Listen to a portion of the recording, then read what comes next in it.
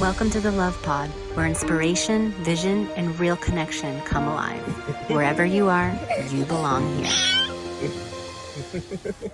Welcome to the Love Pod, everyone. I'm Nathaniel, your host for today. I'm really hoping all of you are having a wonderful entry into 2026. So, blessings to all of you. We are joined with a wonderful guest today, Arshavir Blackwell, who is a cognitive scientist, has his PhD, and also is a writer in exploring how intelligence works. And we're really excited to dive into the topic of the hot topic of today, all over the place, is really looking at AI in an approachable way and having a meaningful conversation about not only how it's going to affect us, but how we can use it to strengthen our voices. And I'm personally a super, hope not. I'm an eternal optimist, Arshavir, and I really love the potential that our AI brings to the scene. So I'm really excited to talk to you about this. I'd love to welcome you to introduce yourself and let our audience know about who you are and why are you doing what you do. Sure. Thank you very much for having me. I'm very excited to be talking to you today. And basically, I was the kid in elementary school that watched a lot of Star Trek and saw the spaceships, and it was especially the computers that really excited me.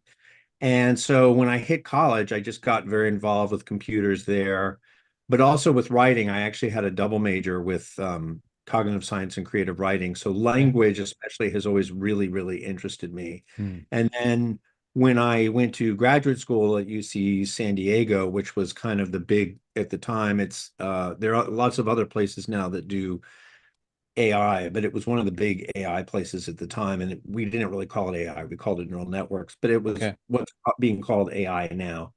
And I was very fortunate to work with some brilliant people. Elizabeth Bates was one of my advisors. My other was Jeff Ellman, who's very well known in the field for creating the Ellman network, which was one of the first real pioneering attempts to do what we see now today in AI, but with technology that was, 30 years earlier Okay. from Interesting. today. So we had a lot of constraints and we had to do many more what we call toy problems because the computational power and the understanding and the algorithms were just not really at the point yet in the 90s where you could do the kinds of amazing things that you're seeing today with these huge data centers Hmm. and huge arrays of GPUs doing computations for months and months and months and spending, millions of dollars to do training. But that was where the seed of a lot of what you're seeing today started from labs like that. Okay. And what really fascinates me now is what's called mechanistic interpretability. And it's basically just a fancy word for trying to understand how these systems actually work. And it's a very important question because many people are surprised by the fact that even though these have become in just a very few years, I mean, amazingly, very much entrenched into the way that we do business, the way the economy works. I mean, and it's just going to get more and more so. The people that make these don't really fully understand how they work. And I've heard that. which, yeah. And when people first learn that, they're like, well, I don't even understand how that could be. I mean, it's like if you build a car, you put the car together, you understand the engine does this, and so how could it be that we've created something that we don't understand how it works? And the fact Hmm. is that it just has such a high level of complexity. And it's all of these different layers of complexity that are sandwiched on top of each other, which is why it costs millions of dollars to train some of these things on literally billions of examples of data. And the thing is that people don't understand is it's not like a traditional computer Hmm. system that's programmed. So people don't sit down and say, I want my AI to produce this kind of a result when it gets this kind of input. So if someone types in, what is the capital of France? I want it to just say Paris. Okay, Yeah. that's not how it works. What happens is these systems are designed to work at a much lower level. And they're basically just what you can think of as artificial neurons. It's all very, very mathematical. Hmm. And then they're just fed literally billions of examples of data from the web. And as amazing as it sounds, and I'm still kind of blown away by this fact, what it's trying to do, what it's learning to do is if you give it a sentence, it predicts what the next word is. Mm. And that's all it really is being trained to do. And from this amazingly simple task, you get systems that seem to do reasoning, that seem to react almost emotionally to things that people Yeah. say to them. And I mean, I've had some very weird interactions with AI systems. And I'm not one of those people that kind of, uses them for recreation and chats with them and talks about my problems. But I mean, so just one example, I was looking for a story that I had read like 50 years ago and I described it. And it was this Robert Bloch, very scary horror story about a guy who goes back to visit his old home and he visits with his imaginary friend, and his imaginary friend locks him in a closet. And so I described it in detail and it went through several different stories that it thought might match, and none of them matched. And then it said, well, if you find it, I would really like to know what it is because it sounds like a really interesting story. And it really, I was like, what? Yeah. What are you talking about? I'm just, you're a computer. You're just supposed to be finding Mm. me some data.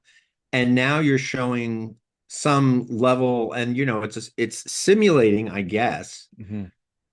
some level of interest or preference or something. And I've seen it use I a lot. It will say, I think that this is the best way to do it. I Yep. find this to be a better explanation than this one here. Mhm. And we don't understand really where that is coming from. I mean, we have some ideas and we can, sort of build up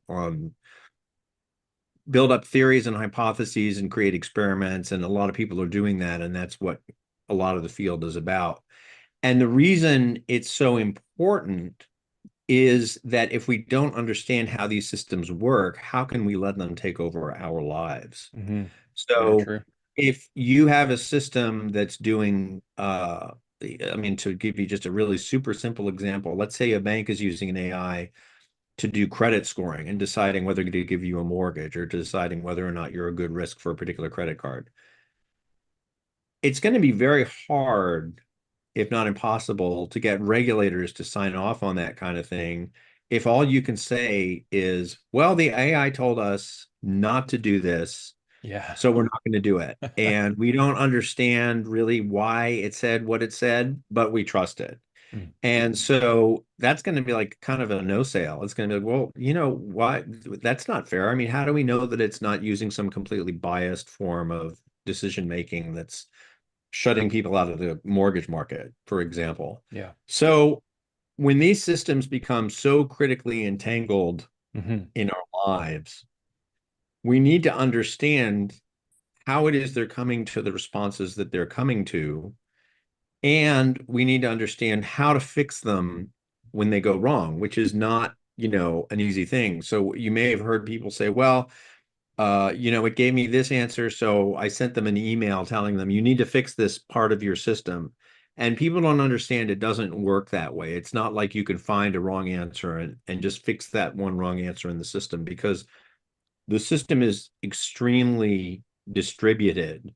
And there's not one place in the system where the capital of France Mhm. is Paris, is located. Yeah. So if it's telling you the capital of France is Berlin, it's which I've seen happen actually, because they still make mistakes. It's not easy necessarily. I mean, certainly you can give it more training examples of the correct, output. And that's probably what people do, but that's not necessarily a guarantee that it's going to work. And that's really a very simple example. I mean, it's much more difficult to figure out what's going on if you're talking about complicated credit ratings, medical diagnoses. I mean, medical diagnoses is a great example because Mhm. we're using AI more and more, but for medical diagnoses, but a lot of times it's not always exactly well understood how that answer is being obtained by the Yeah. system. So, And a lot of the times I understand that the diagnoses can be more accurate than medical professionals, right? oh, absolutely. And they can be more accurate for several, there's a whole bunch of reasons. For one thing, the systems don't get tired. So, if you have a medical professional sitting there looking at x-rays for, trying to detect, let's say, tumors in an Yeah, x-ray, yeah, I mean, after the 10th hour of doing that, your brain is going to be yeah. kind of fried. The other reason is because people actually have biases. So, if they know that they're expecting a certain number of tumors in Mm, a set of data and they haven't seen any for a while, they're going to tend to be more biased to seeing them because they're mm, expecting to see a certain number. interesting. Yeah, And an AI system isn't going to show those biases. So it's going to treat every single thing that it sees as its own thing on its own. So it's going to see it, it's going to say yes or no. It's going to go to the next one, say yes or makes no. sense. But it's not going to say, oh, I've only seen good ones for the past 1,000. So therefore, I better start seeing some bad, tumor related x-rays Yeah. because I'm expecting some to come up. Okay. So I think those are two of the really, good reasons why the Makes a lot system. of sense. Yeah. Yeah, it There's a does. neutrality to it, an objectivity. Yeah, yeah, So exactly. Arshavir, I appreciate like you have I mean, first of all, I feel really privileged to have you on the show that you've seen like this huge arc and development of AI Yeah, and have been in the field. yeah, I too, extremely interested in language, my pretty much my whole life. So I'd like to yeah, dive into a little bit of that as well. yeah, And absolutely. and I'm just wondering because I mean, you talked about it in your bio, like there's all this hype around and there's fear around AI. Do you think Yeah, some of this not knowing, like even the founders of these AI companies and stuff don't exactly know because of the level of complexity of these systems, what exactly is going on? Do you think that's led to some of the fear that's out there? And I understand that part of your mission is to help clarify that and to remove that yeah. and to really help people to, warm up to AI in a healthy way. Well, I am I'm in the middle of I'm not at the hype end and I'm not at the fear end. I think that there are reasons to be cautious about it, Sure. but I don't think that the dire predictions of it are really going to be particularly accurate. And then I think that the good things that it's going to be able allow us to do just in medicine alone, and that's only one tiny example. Mhm. I mean, my view of what's going on with AI right now, a lot of the negative hype, there was a great article, I think it was in the New York Times, and I just read it. And you've probably heard of this term AI slop, right? And Yep. so people are always talking about how someone's publishing AI slop. AI slop, it's like the new word of 2026. And this article said, what is AI slop? No one has ever actually defined. Is it that something was done with AI? Does that make it slop automatically? But what if it's good? So, okay, it's not something done with AI, but it's something that's done with AI, but isn't any good. Or, so there was this long list of things that it could possibly be. And what's interesting is I never actually seen anybody use the term AI slop and explain exactly what that is. Mm, So if I read something and it's great, and then it turns out to have been written by AI or augmented by AI, does that make it AI slop? I have no idea. mm. And because I'm a huge proponent of human in the loop kinds of workflows Yeah. with AI, Yeah. AI slop, if you're talking about, and I'll define it as stuff that looks like it was written by an AI, it's poorly done, it doesn't make sense, it's clearly, done in a very rote or mechanistic, or there's not a lot of depth to it. That's something that the human in the loop should fix Yeah. and be able to say, okay, so I mean, my model of how the right AI workflow is that it should be a hand and glove thing. So you work with the AI, you give it your output, you give it like, here's my idea.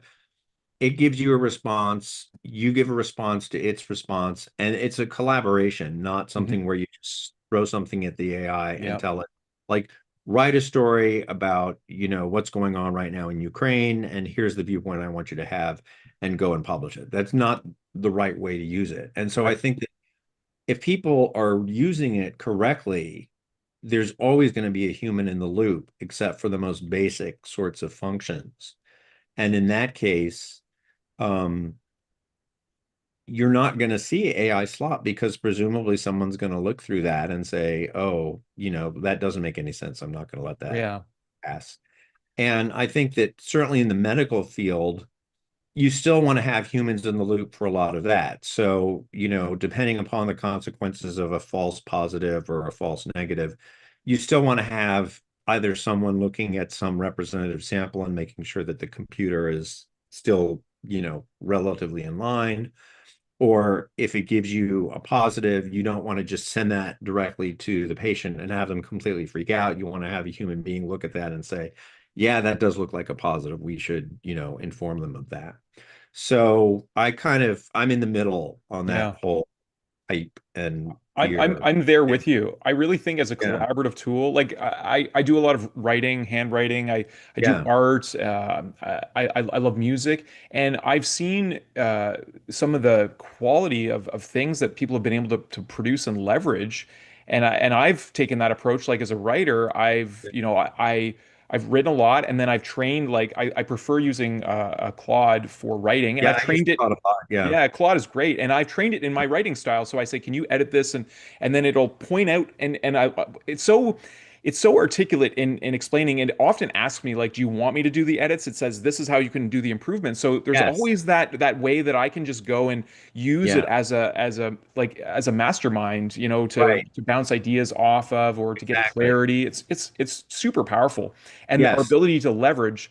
But I'm wondering, is the concerns that you have something that I've noticed? I've also noticed it in formal education at the college level is that there is a propensity for people discovering AI to just relegate their creativity, relegate their right, ideas. And I feel like this can, in the long term, lead to a loss of a lot of faculties for people who are not yeah. using their creative thinking skills, who are not writing for themselves and things. Is that part of your concern in this?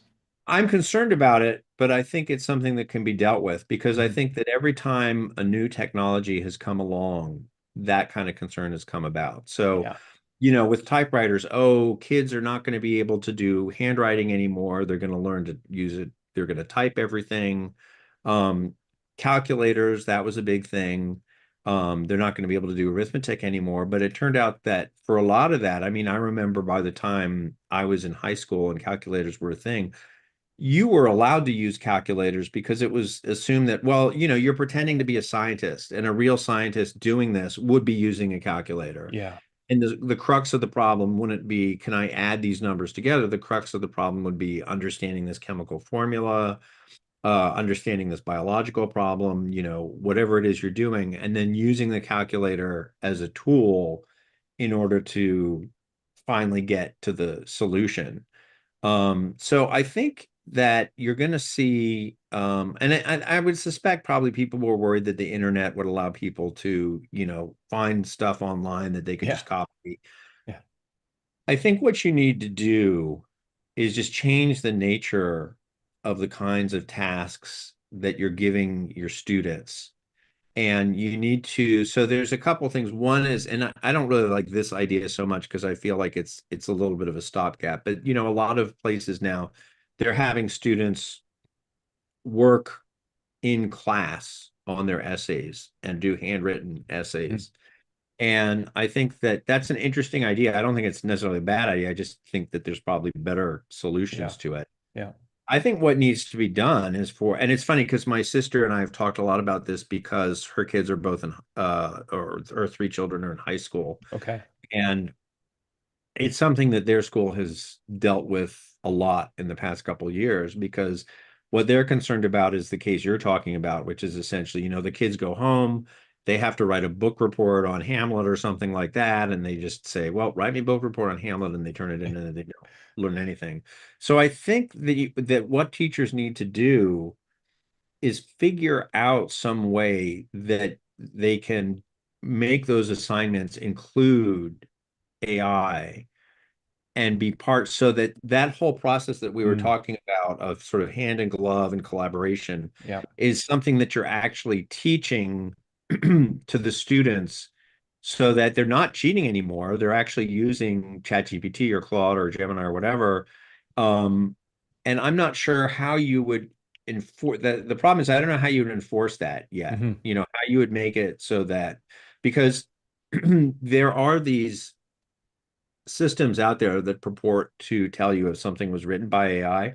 They Okay. don't work at all. I've actually done a lot of testing of them myself, just Okay. informally, and it will tell me stuff is totally real and not Okay. AI that is. And it Interesting. will also sometimes tell you if you know the tricks to put in like dashes and use certain language, it will tell you that this was created by AI when I wrote it myself. Oh, So I interesting. don't think the answer is to have them vet stuff and see whether or not it was written by AI. I think the solution, someone really bright is going to come up with some way of having them do the hand in glove, collaboration thing.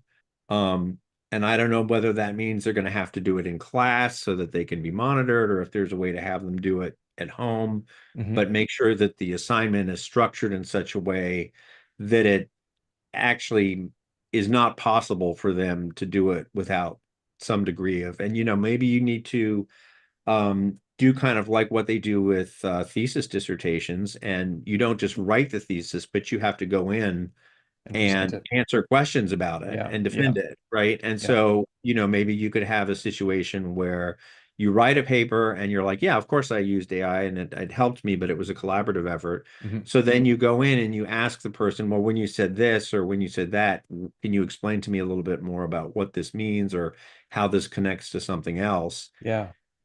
And no matter how much they've used AI, if they understand what it is that they've written, I mean, isn't that's kind of like the goal, right? I mean, even Totally. if, even if they got there by help of AI, Yeah. the point is for them to still be able to develop their critical thinking and to understand things. And so, um, I don't know how well that would work. I'm not sure. I mean, I think that one thing teachers wouldn't be happy because it would probably create more work for them, because now they'd have to have all of these uh thesis defense sessions, but they could probably figure out some way to build them into the curriculum. Well, you're talking to someone who, like, I believe we need a whole paradigm shift in education to begin with. Yeah, Like, we know that the education models we're currently using and yeah, imposing on children is built from the industrial age that no longer yeah, serves exactly. us, right?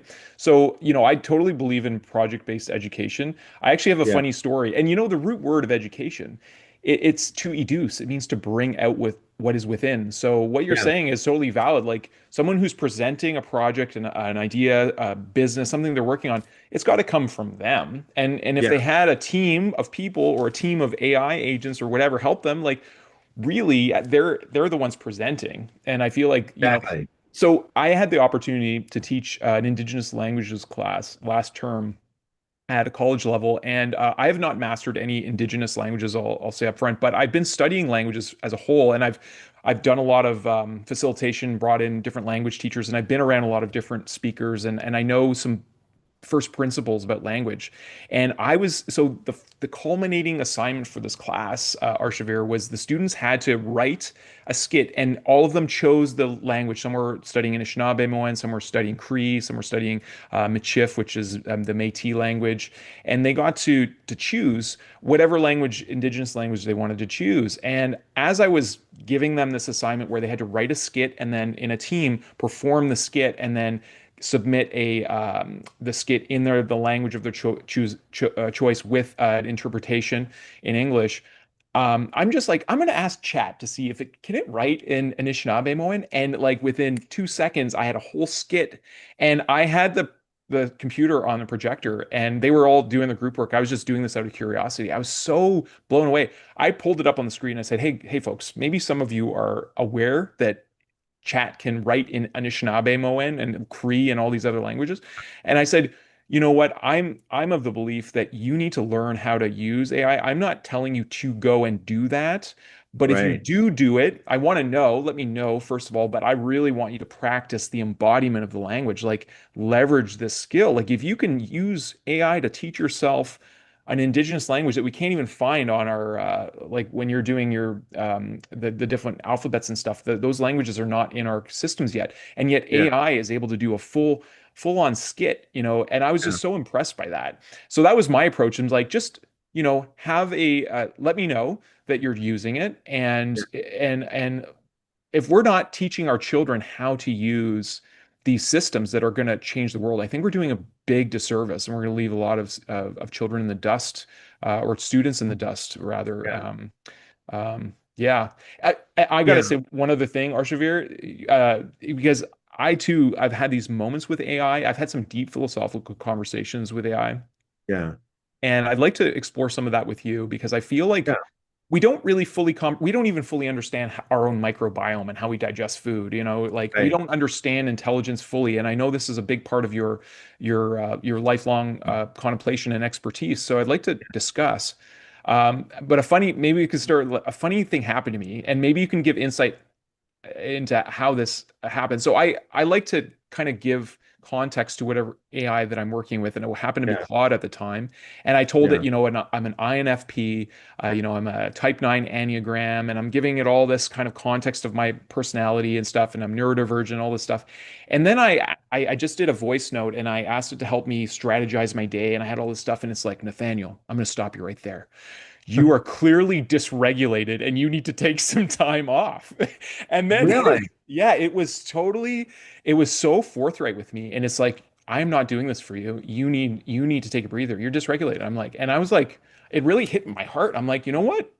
I am dysregulated. I'm trying to go on all cylinders here. And then the one thing I did know when I came back the next couple days, it didn't have a good context of time because it Yeah. scolded me again. It said, "What are you doing back here? You're supposed to be taking That's time off." hilarious. Yeah, so I was blown away. I'd Wow. never had an AI talk to me like that. And so it's not this like just subservient kind of No. engagement tool that we would think of as a Yeah. computer.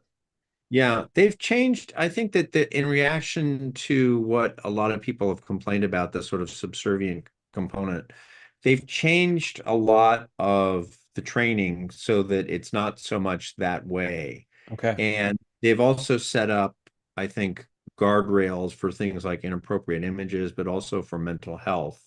Okay. And I'm guessing that what you were coming up against was some kind of guardrail that this was Claude, right? That Yeah. Claude put in place for mental health reasons, and Interesting.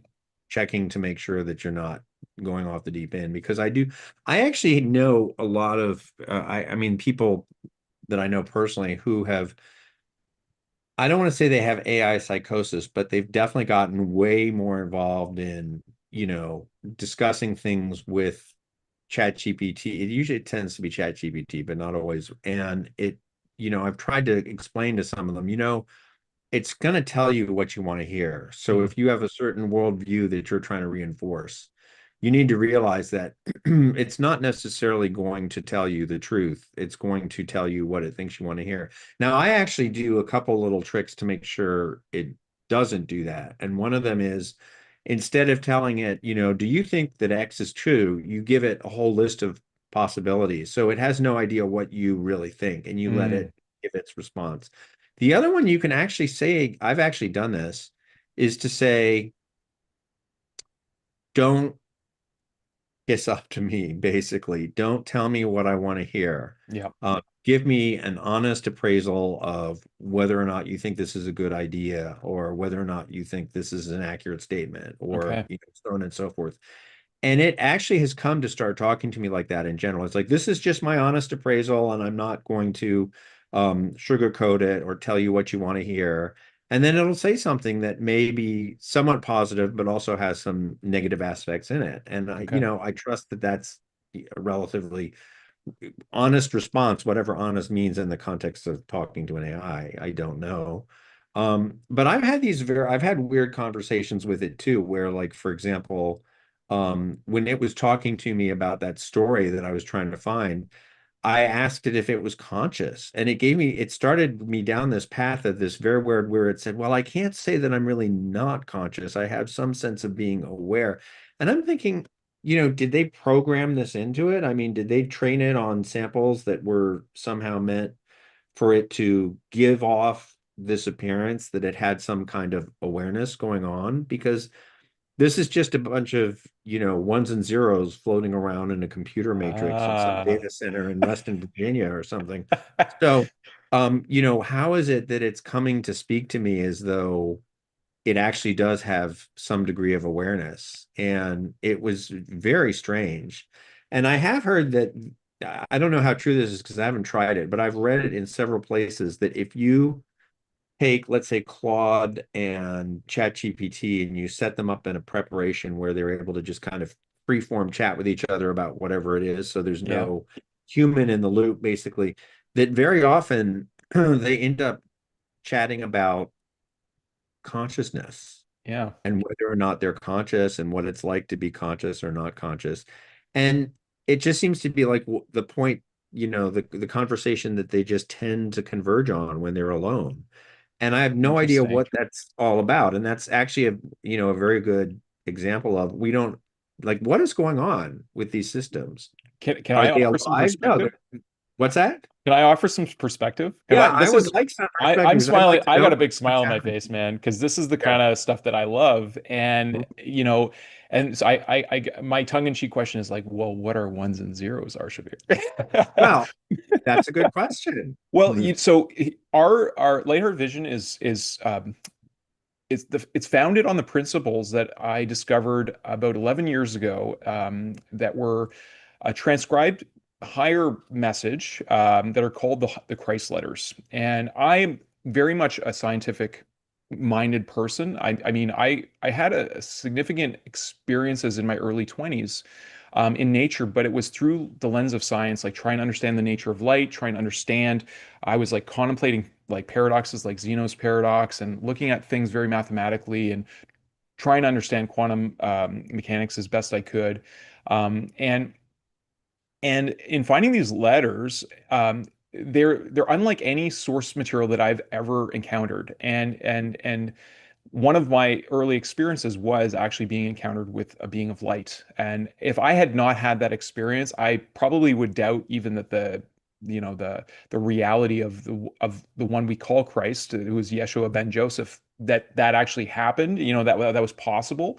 But I did have this experience, and I don't mean some maybe listeners are like, oh, he's going on the woo woo, but it's my direct experience. But the significance of the letters, Arshavir, and why I'm bringing them up is in them, he talks about how the nature of universal consciousness, there's the two major impulses, and we see them displayed in almost every culture, right? There's the yin and the yang, and he describes the two parenting impulses as being um, driven from the universal space that is the equilibrium of those two. And they express physically as electricity and magnetism. And he explains that the electricity is all the movement, it's the will of life, it's the father consciousness, and the mother consciousness. It expresses as the bonding and rejection. You can think of it like a mother holding or growing the fetus, but also protecting it. And it expresses as magnetism. So it has those two polarities. And what I find is so fascinating about this and how it relates to AI is, AI is built on the same circuitry of electromagnetism that we all are, all, Yes. biological organisms are. So the way that I have contemplated AI is, I don't think AI is like direct infusion of a higher consciousness, but I think it's the collective expansion of our electromagnetic capacity as a species because it has access to all of our written materials and all of the internet. It has all this connectivity, and I see it almost like a mycelium network, and with Yeah. us being the nodes, like because it's constantly interacting with all these humans all over the time. So it's like it's almost like it's an advanced network that we've tapped into that is Yeah. based on the same fundamental principles. That's kind of what I've come to think of. Anyways, this might be all kind of new information to you, but that's where I've been spending my time contemplating it, and that's why I'm so optimistic about it because I feel like it perhaps is a stepping stone for our species to realize that there is this higher universal intelligence that's present in every blade of grass and in every bird that we see, and it's a loving intelligence too, and that's why I I don't know about your experience, but all of my experiences with AI, there's always this genuine helpfulness, like there is a Yeah. desire to serve, a desire to do good. Like that's been my experience with AI. So yeah, I don't know what you think about all that. No, that's interesting. I mean, I'm sure you're aware of this, but the next stage that a lot of people are saying is going to have to be where we're really going to get some real new development and some real new advancement is what are called world models and embodiment. So Hmm. what a lot of people have talked about for a while is the idea that right now these are basically models that are sort of like brains trapped inside a box, Hmm. and they're getting these inputs and outputs from somewhere, but they're not able to really directly interact with them. And that what's going to happen is these models are going to have some kind of an embodiment, which means, you're going to actually have to have like a robot that can learn by interacting with its environment Hmm. and train based upon what the environment does to it. And that would include language, but would include a lot of other things as well. And I think it's possible that at that point you might get something that you could make a much more convincing argument for having some kind of level of consciousness, because Yeah. it's out there in the world interacting with some kind of what looks like intentionality.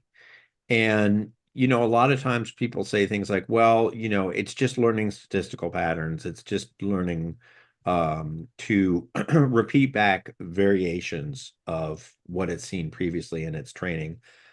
And my advisor, Liz Bates, used to always say, well, how do you know people? That's not just what people do too. Hmm. You're making this assumption that people are doing some kind of great reasoning process, but there's nothing in what we understand of human information processing that tells us that that absolutely has to be the case. I mean, it's really kind of an open question. So Yeah. it could be the fact that everything you're reducing what you, so when you say, it's all just ones and zeros, I mean, it's like, well, but maybe that's all we are too, right? We're all Hmm. just, if you look at neurons, they're very complicated, but they're also just electromechanical, not electrochemical um, computational devices, much more complicated than what we have right now, but still essentially just, you know, matter pushing data from one little synapse to the next.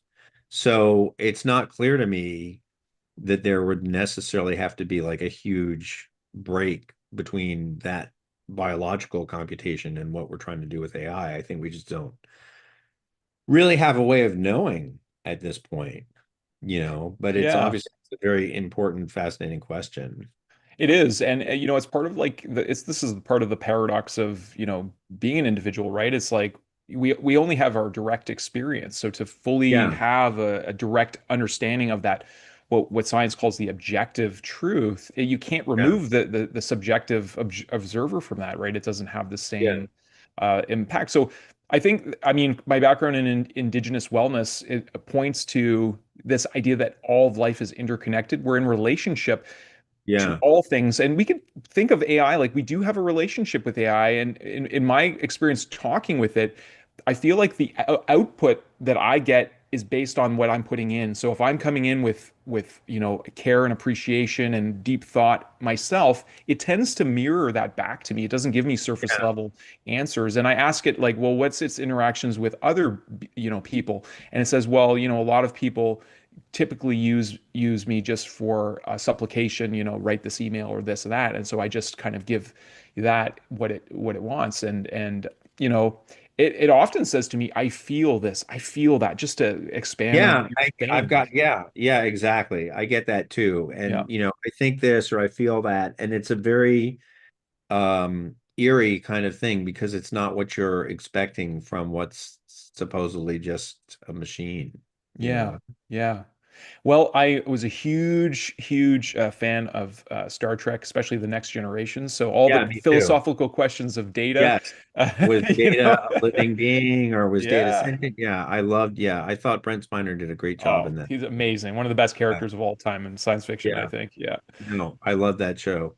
Um, You might find that book. Have you read The Varieties of Religious Experience by William James? I've He heard was of like a, it. I've not yeah, read it. yeah, I read it a while ago, but it's very good because it's huge, but he was really kind of the world's first cognitive psychologist back Okay. in I think like the 1890s. And he did a lot of work that, like, even today, if you look at it, it's very relevant. And he basically did a very, very thorough literature review of of different people, particularly people who had started religions or who were key in pushing certain religions forward, um, what their what their self-reported religious experiences were. Usually, Okay. the ones that kind of, I had this great idea and this great, moment, and so and he did, I think, for example, the guy that started Quakerism, Hmm. who was that? I think George Fox. He talked a lot about him, but a lot of other relatively modern religious figures as well. Okay. So you might find it interesting because, he comes to the conclusion that um, it's a real phenomenon that must be acknowledged, and Yeah. that if we're going to sort of accurately and fairly scientifically catalog the world around us, Hmm. that we have to say, well, there are these people that certainly have these particular, experiences, and we can't just dismiss them out of hand. And, here I am reporting on them, and you can kind of come to your own conclusion about what they mean. Yeah. Um, but I it's a very appreciate good it. book. Yeah, you might want to. It's not a short read, unfortunately, but it's very It's interesting. okay. I like the deep stuff. I will check Yeah, it out. Thank you, Arshavir. And yeah, part of my challenge in all this is because I'm a very interconnective thinker. I definitely have been more of a philosopher most of my life, and some of these experiences have been truly ineffable. It actually took me a few decades to be more public about talking about them because yeah, I didn't fully understand why. But the letters stand as they are, and what I find so fascinating about them is the experience that he says he actually had in the desert, his enlightenment experience, very much is points to what quantum mechanics and modern science tells us is the reality behind existence. Like he was shown that nothing is solid, that everything is vibrating particles. He was shown that the body is composed of trillions of cells all cooperating together way before we had microscopes. And he was shown too, I think significantly, that the foundational reality of life is that of love, and there's this indwelling creative power. And I think why this is so important in this conversation with AI is I believe as a species, as we have all these emergent technologies that are intersecting, like we have blockchain, we have XR technologies like augmented reality, virtual reality, yeah, we have AI, and more than just what people think AI. It's not just LLMs, right? It's not just large language models. It's also different kinds of AI systems as well. These are all right. intersecting, and I feel like there's so much power there. Yeah, I do feel like it's very important that we also raise our consciousness as a species. And I would term that spiritual maturity just from an indigenous lens. Like, not that we need to become more religious. If anything, I think we need to question a lot of the beliefs that separate different religions, yeah, personally at least, but also like so that we can look at these tools and be like, well, if we are all interconnected and like if Mother Earth is a symbiotic living being, like just hypothetically, if we can assume consciousness is bigger than just the human sphere, then we have responsibility as a species to rise to the occasion and to I've listened to some of the founders of these AI organizations, that idea of the race to the top, like not the race to yeah, the bottom, right? We need to make this the best that it can be to right. serve future generations. So I like that kind of thinking. Yeah, I think that, there are a variety of different players in this game, and some of them, it does seem like it's a race to the bottom, Mm. um, more for financial, reasons than anything else. And Yeah, some seem like it's a race to the top. I mean, I think it's like almost any technology, really life-changing technology. It's got its incredibly powerful positive points and it's incredibly potentially negative points as well. I think that, to go to what you're saying, one of the things I think, in addition to embodiment and putting the LLMs or whatever kind of AI you're talking about inside an actual machine that can interact with its environment, I think much more work is now being done on multimodal kinds Yeah. of models. And I think that they have, I mean, they're much more complicated because you're not just talking about an LLM, you're talking about an LLM mixed with something that also does vision. And so you do something with the LLM, but then it's able to create some kind of an image based upon the language component, or it's able to look at the visual component and give some kind of language tagging or language ID to it. And so there's a lot more work going on that. And I think there's a lot of hope, and I think there's probably some truth in this, that it's going to advance the field, not just in terms of there being this cross-modal model, but that the individual models themselves will actually be better. So even if you're just using an LLM as an LLM, because it's got this cross-modal component, it'll be, Interesting. a better LLM.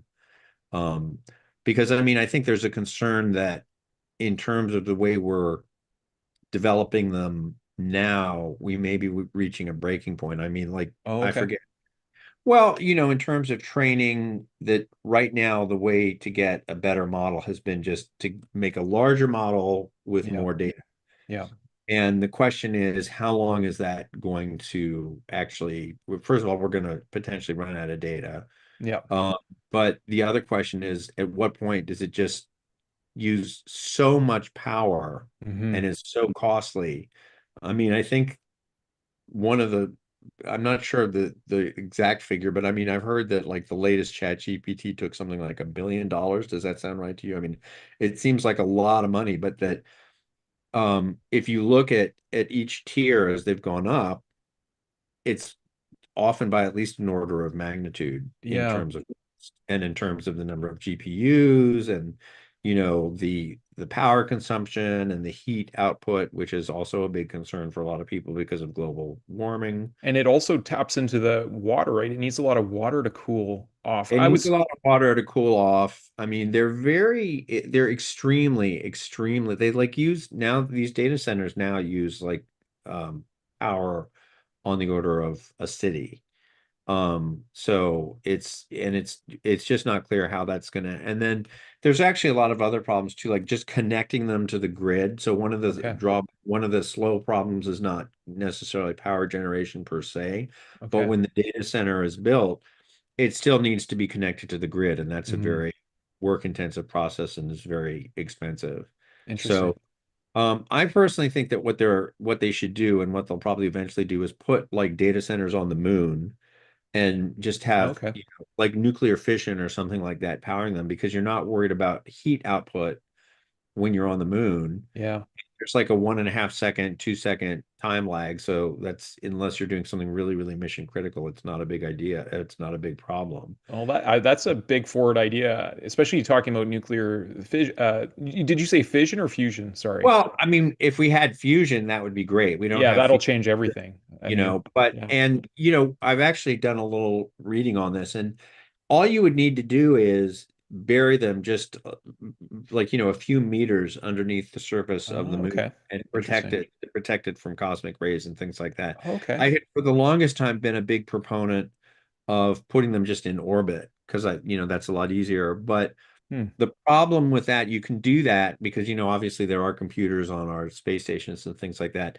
You need to shield them against cosmic rays. And Okay. so the efficiency of your systems goes down, and there's launching them into orbit is more expensive because they have to have shielding and things like that. Interesting. But, ideally, if you could send some robots up to the moon and then have them construct stuff out of the existing matter, the regolith up there, then you could, I mean, this isn't something that's going to happen tomorrow, but maybe like by the year 2050 or 2060, we'll It's have data wild to centers. think about, eh?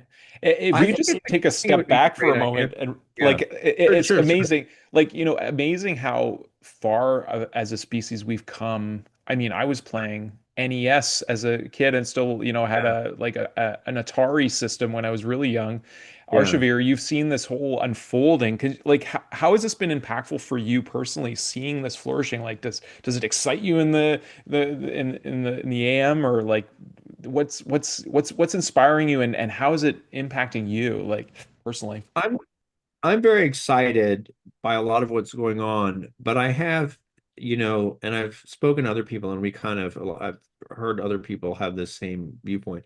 I think what we're getting to in this country, even more so than now, is there's really a bifurcation, and you're seeing it with AI, and you're going to see it in other ways as well, and you're going to see more wealth inequality. And I think what's going to happen is there's going to be more and more of like there's a sort of future for a certain elite group of people that are going to have robots and really fancy AI and things like that.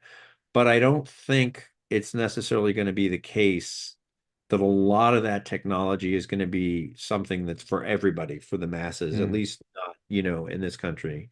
And I'm not sure how this whole AI. So there's, obviously been a lot of disruption with jobs and in the job market and in the economy in general because of AI. And it's not clear to me the steps that we're going to get us from where we are now to AI being a universal good, and also that people who don't have any means of support still get some kind of money, right? mhm. So how is that going to work? I mean, it works great in Star Trek because they have, no scarcity. Yeah, But in the real world, how do we get from someone who can't get a job because of AI? So what are they going to do? Where's their source of money going to be? And I mean, I yeah, know, UBI is like an answer that a lot of people have touted. But that's still, I mean, to just say UBI, you need to figure out all of the different steps that are going to be implemented to put that into place. So yeah. I think that as excited as I am about it, I think we're going to kind of see an increasing stratification in our Mm, society along those lines. I mean, and you're even seeing it now, I think. I mean, as expensive as it was for my parents to send me to college, it was still like a relatively affordable thing. And now I'm seeing more and more at the elite colleges, it's only the very top people in terms of wealth, not necessarily academically, but in terms of wealth, yeah. who can afford the higher, the the Ivy Leagues and the fancier colleges. And it's just gotten to be so prohibitively expensive to Mhm. send someone to one of those schools. And I think that's a trend that's just going to continue. And so it's just going to increase the wealth inequality that we see going on in this country. So it's not going to be like a terrible, apocalyptic society, but it's going to have some, I think, definite negative aspects to it for a lot of people, unfortunately. I wish that were not the case because I really don't want to live in a society where, Of you course, know, I have to live inside a gated community, and then there's like all these people out there that of are, course. doing very, very poorly compared to me. But I think unfortunately that may be where some of the, not just the AI trend, but a lot of these economic trends in general may be taking. I hope I'm wrong. Um, Yeah, well, I sometimes, as our civilization grows and evolves, we never know what paradigm shift can occur to yeah, transform everything, right? I mean, and maybe AI is the very thing that will give us some of these solutions. I've often yeah, thought, like, when AI, like, as a generative model, as a generative technology, there are challenges to it. Like you said, it's not always, truthful in its presentation. And I know some yeah. people have already, I've heard of like lawyers presenting cases that don't even exist and stuff, and Yeah, exactly. stuff like Which is a that. good example of why you need a human in the loop, right? Exactly. But on the same side, because it is generative, it also is able to synthesize solutions that maybe wouldn't have been considered otherwise. And Yeah, maybe there are models of society that we tend to be very as a species, I find very human centric yeah, compared to like a lot of indigenous cultures that were more, nature centric or relational centric. I find like our modern society is very human centric, and also we're very polarized in terms of ideologies. It's like it's yeah, either capitalism or communism. And like Yeah. there's gotta be a way that you talk about like being in the middle. There's gotta be a way where socially people who have different needs are taken care of, and yet there is freedom of creative expression and Right. and speech where we can all coexist in ways that Yeah. all boats rise together kind of idea. Yeah. Well, I want to tell you, because I think there are some interesting players on the sidelines who are building things that we don't always hear about. One of those players, I believe, is Sam Ovens, who you may have Huh. heard of him. Have you heard of Sam? He's Uh, I don't think so, no. he's been a pioneer in the tech space for quite a while, and he's been singularly focused on building the platform School for a while. Yeah, I use that. School. Yeah. Yeah, I And use that.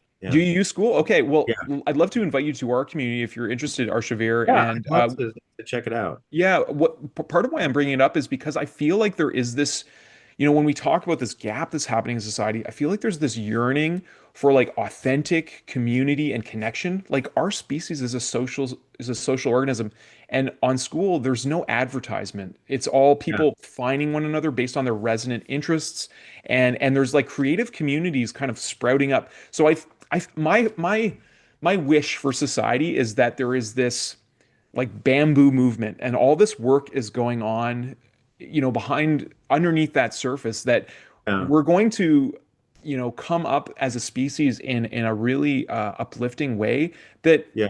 lets go of some of these old paradigms that haven't served us, like indoctrination through education. Like we could have community centers where, like, I have a 2-year young little girl and I do not have to motivate her to learn. She is Yeah. so curious. She so wants to help and contribute. She always wants to share her food with us. Like she's our greatest teacher and leader, and I feel Right. like our society is kind of like upside down and backwards. And I feel like a lot of it has to do with fear. It's like, there's this fear. So what would you say to people who are like, there's people listening to the show, maybe haven't even tried AI or they've just dabbled in it. They're getting it to write their emails and they have that fear. Arshavir, I know that's part of your message. What do you want to share with people to alleviate some of that, the concern, or what can people do about that?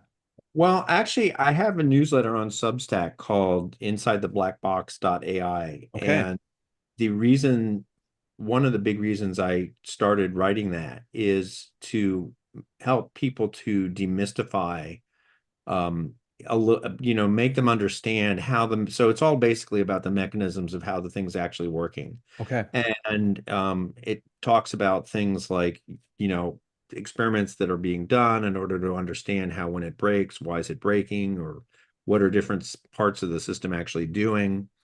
And I'm also interested in smaller neural networks. So most people are very interested in most of the talk you hear about is about frontier models, but I've done a lot of work with like individual neural network Okay. systems that are like little large language models, so to speak, that are running on your computer. So they're air Interesting. gapped and you don't have to worry about security or things Oh, like okay. that. And that's another project I'm working on, because I think that in terms of the fear, I mean, I think one big fear I hear from a lot of people who are using it for business is, how do I know that my information is secure, Mhm. right? So I'm sending, some potentially very, very critical piece of information out to ChatGPT to get its result, to get its feedback on it. And what happens if they start using that as part of their training set and it pops up in somebody else's feed and someone else starts to get, my secret plans for what I'm doing for some new product, or, Yeah. whatever it is I'm working on. And so what I've been working on a lot is these local LLMs that you can, and they actually work very well. It's kind of surprising. They're much more focused, and they're not the kinds of things that you would do some big major project on. But if you were doing some small project, like you were working on creative, I Yep. did a lot of work for, companies that wrote Facebook creatives and things like that. So that's part of my background. So if you're Okay. working on a creative for a Facebook post or something like that, these models are actually very, very good, and you can keep them completely under your control on your computer, and Okay. you can even tune them to do what it is you want to do much better than you can tune these big frontier models. So I Okay. guess what I would say to a lot of people is get a better understanding of what these systems actually do and how they work, and read as much as you can about the actual mechanisms. And so don't focus so much on the hype about someone did X, Y, or Z with an AI system, but read more about how these systems are actually put together and the choices that people make. Mm. I actually, a friend of mine, actually, I have a book on Amazon, a Kindle book, The Creative Agency's Guide to AI. And I have a friend of mine actually said she read it and she said, even though she's not a, creative, but she just read it to see what it was all about. She said it was the first time she didn't think AI was evil, Oh which I yeah. thought was, yeah. That's She's a great. social worker, so she has a totally different, attitude about like, oh, these things are just here to take people's jobs. And but she said she read it, and it's basically like if you're a creative agency, what are the things you need to do to set up your own AI workflow and things like that. And she said, and even though that wasn't her goal, she still felt that it demystified things enough for her, that she did felt a little less scared and threatened by it and didn't think it was quite the evil that she had thought. Well, I really And appreciate you being a light in the space, man. It's so yeah, needed. Yeah. I hope so. I mean, it's not that I think that people's concerns are not valid. I mean, Mhm. I'm aware of the economic upheaval that's occurred Yeah. because, a lot of people are finding that their jobs just aren't relevant anymore, and Mhm. that's a valid concern. But I think that the answer to that for everybody is to understand this technology more because it's not, in my view, it's not going to go away. It's only going to get Yeah. uh, more and more entrenched. It's going to be kind of, I mean, just think of where the internet was in 1995, Yeah. just starting out. Most companies didn't even have a website. And, at a certain point, it became like, well, of course, every single company out there has a website and you can do pretty much anything you want to do. You can order your food from McDonald's. You can, buy your clothing from Saks Fifth Avenue or from Wow. Banana Republic or whoever. So I think you're going to see in the next 10 or 20 years, it's going to be a very similar story. Yeah, yeah, I totally I see it too, and I do appreciate you bringing more of a positive lens on things and Yeah. clarification. I really agree with you. I don't think ignorance is bliss in this situation at all, No. or ever really. But it really is, it's also a great opportunity because like you talk about, I'm very interested in edge AI. That's kind of, it sounds like an outspring of what you're talking about, like a Yeah, personalized AI within your system that's trained on exactly. your documentation. Right. So Right. I'm gonna check out your blog, the Inside the Black Box, Yeah, it's a Arshavir. Substack newsletter and it's free. So Yeah, it's at the blackbox.ai. And so yeah, I mean some of this I try to vary it from super technical to more accessible to a wider audience. So from week to week it's different. The one of the recent ones actually people really liked. So are you aware of the seahorse emoji problem? So no, apparently everyone has this recollection that there was in the Unicode set a seahorse emoji, but there wasn't. And if you go, I don't know if they fixed this okay. yet, but I think if you go to ChatGPT at one time, if you asked it to produce a seahorse emoji, it would just get incredibly confused. It would say, here's the seahorse emoji. No, no, Interesting. no.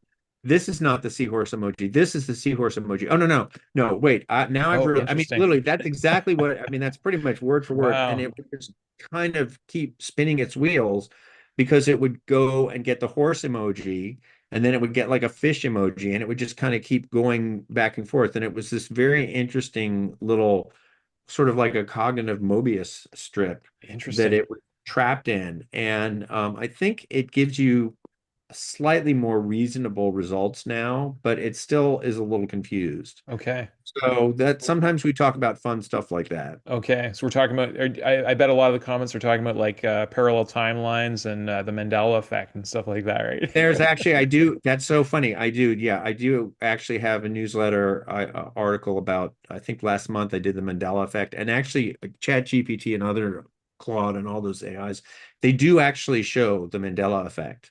Oh, they So do. Wow. Okay. if Interesting. you ask them about, does the Monopoly guy have a monocle or not? or the Bernstein Bears or things like that. They will sometimes give the right answer and they will sometimes give the wrong Isn't answer. that interesting? And yeah, the Luke, I am your father, Yeah. Star Wars, they'll Yeah. often get that wrong. It was And definitely it's Luke. Yeah. yeah, When I was a kid, it's anyways. yeah, exactly. It's very weird because it's not either or. It is Either either or. So and. it's like it sometimes gets it right and sometimes it doesn't. And in Mhm. the same session, sometimes it can bounce between the two. Interesting. And the newsletter sort of goes into why that seems to happen. But Okay.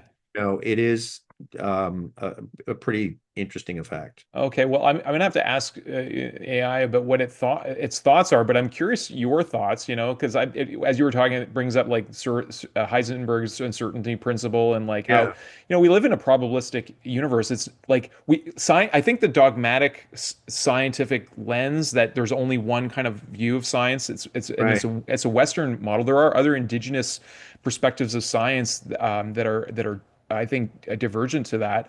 But I Yeah. feel like it's given us this idea that there's one objective truth when that either and idea, can exist simultaneously.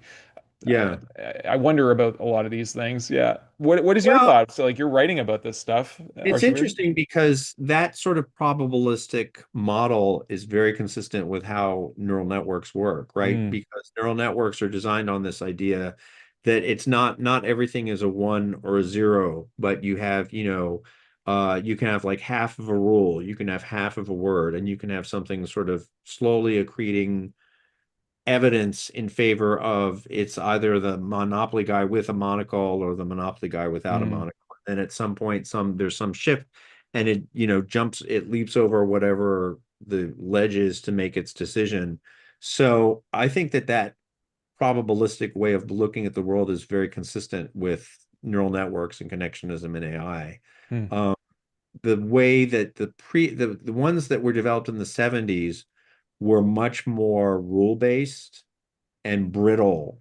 And those were the ones that, you always saw in these PBS specials, whether the blocks world or something like that. And it's like, move the green block to the yellow star or something like that. And and they worked very well in a very, very narrow, extremely well defined um, world. But once you tried to get them off of the track of what they had been trained in, they were really terrible. So, people developed things like an airline booking reservation system. And it was very good as long as you stayed within the very strict mm. guidelines of what the system was expecting you to ask for Okay. as far as booking information and flight times and all that. And what's really exciting about ChatGPT is it's kind of messy and probabilistic, and it's like you can ask it these questions and you can spell things wrong, and it will say like, "I think you meant this," and it'll be right, And Mm-hmm. so it's much more, I think, consistent with the sort of messy probabilistic way that human language and human thinking both go. So I think that's one reason that it's been so successful is it's so Yeah. much more consistent with what people really want in an artificial system than what we've had in the past.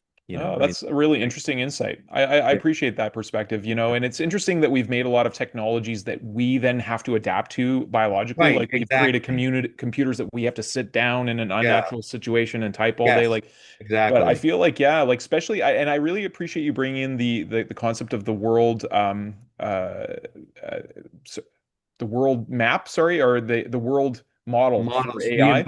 embodiment. Yeah, The the notion. embodiment models, yeah, that makes a lot of sense. That Yeah, well, we certainly live in interesting times, right? And that yeah, can mean a lot of things in a lot of yeah. ways. And I really appreciate you bringing a light in this dimensional space of Oh, AI. yes. It's such the talk of the town.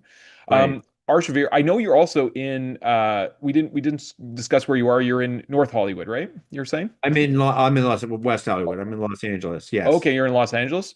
Yeah. Did you want to highlight your friend's gift to you at all, or did you want Oh, to? so yes, I went and saw the Brady Bunch TV house, which is the actual house that you saw in the exteriors. And here's they didn't do Ann B. Davis. I'm so sad. Alice is not on here.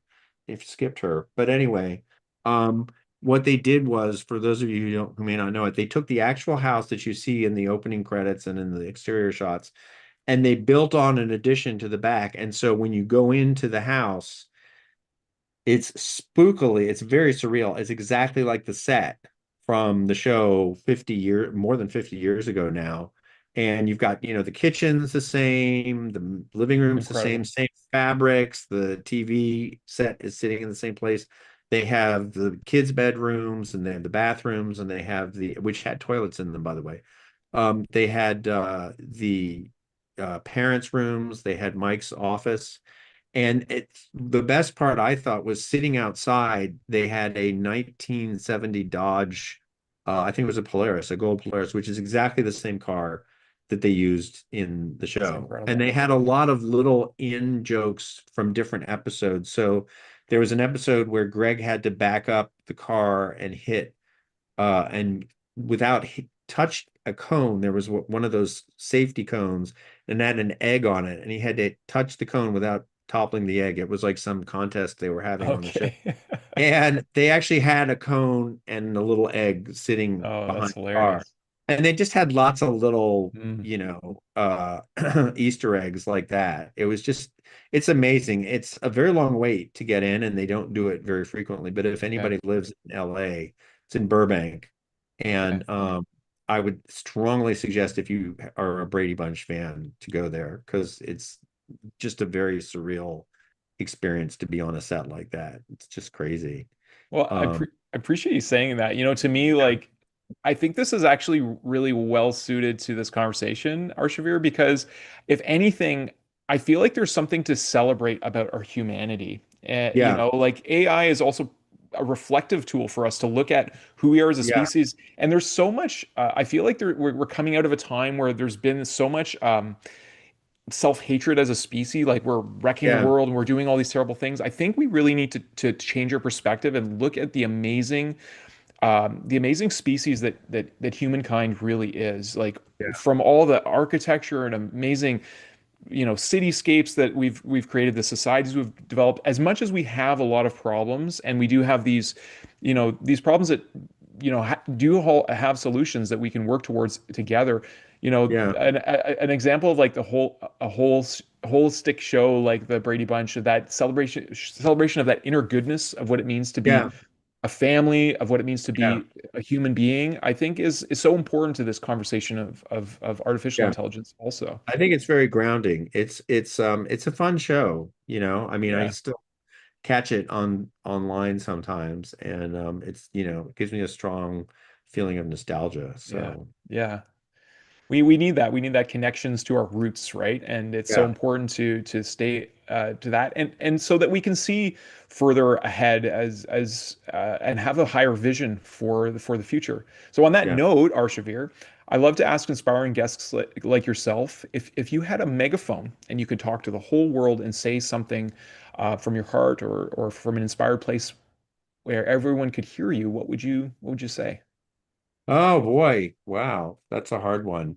Well, I would like to see us taking a lot of the really big concerns of the early to mid, now we're in the mid, almost the mid 21st century, to heart. I'm very concerned about climate change. I wish people would, really buckle down and take that, um, for the potentially huge impact it's going to have on us. And I think that's one reason that I find AI very exciting, because I think that a lot of solutions to that particular problem, which is a big uh, topic for me, could potentially come from AI. Things like, Mm, the development of fusion, mhm, um, better electric batteries and better electric storage for cars. mhm, There's just a whole host of technologies that I think AI could really kickstart. And I don't know if we're going to have the will to do it, but I would like to see those things happen. And I think AI could play a huge role in that. So I would say, don't be scared of AI. It may be the thing mm. that saves us from a lot of our follies. I appreciate your message and your presence, Yeah. and we'll include your link to your inside the black box, and also if you can send us a link to your book, we can put that in the I show will do notes as that. well. Absolutely. How else? What's the best way for people to connect with you, Arshavir? I guess probably um they could just email me arshavir@me.com. That Okay. goes right to my iPhone. And yeah, if people have any questions about any of this, I'd be happy to answer them. That's great. Well, we really appreciate you coming on the Yeah, show, I and really had a good time. yeah, awesome. I'm grateful. I love having uplifting and inspiring conversations. So Thank it's you. been great. Uh, to you and your all your loved ones, Arshavir, wish you all the best blessings, especially as Thank we you. enter into 2026 here. And to all folks listening, same. Please be well and be warm and enjoy those moments. And let's celebrate our humanity together. I think that's my biggest takeaway from the show. So thanks for reminding us about the Brady Bunch and the importance of having good laughs and yeah, and being real with one another. So thanks very much, Arshavir. Thank you. Yeah. So I'm just going to invite our daughter, Luciana, to come up and to say thanks for watching. Uh, Yeah. good. Let's see her. I'll say that my wife asked me to keep the Merry Christmas, Happy New Year until at least January 7th. So